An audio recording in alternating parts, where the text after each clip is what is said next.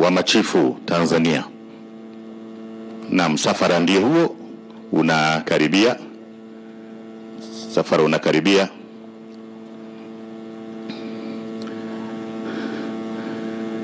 Naam.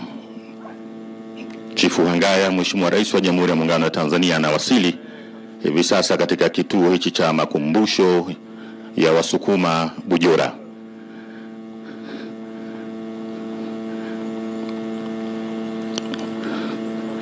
Na baada ya kutembelea makumbusho haya atakwenda katika tamasha la utamaduni la Bulabo. Naam.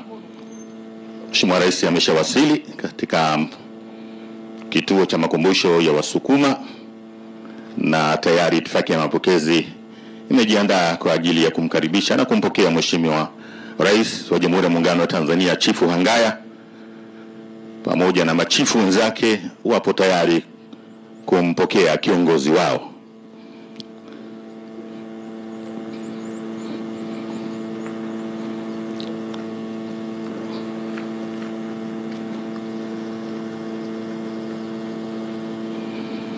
Ni kituo muhimu cha kumbukumbu ya kabila la Wasukuma, na hili ni jambo muhimu. Sisi wa Tanzania lazima tuendeleze na kutunza tamaduni zetu na mila zetu, hasa katika wakati huu wa utandawazi.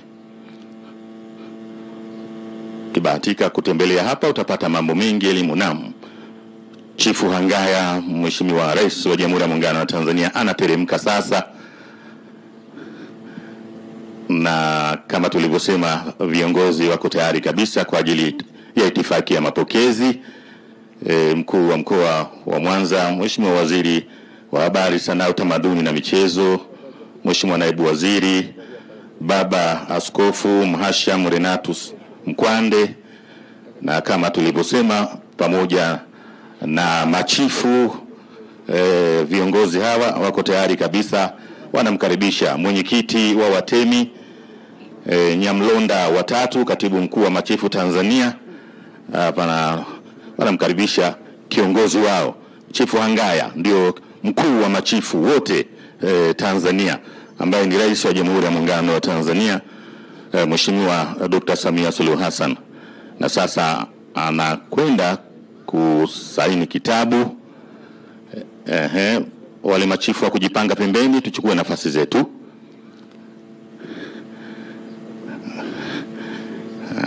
Sawa.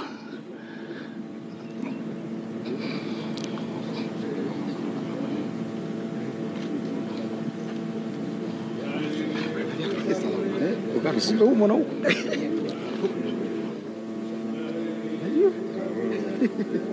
Haya basi.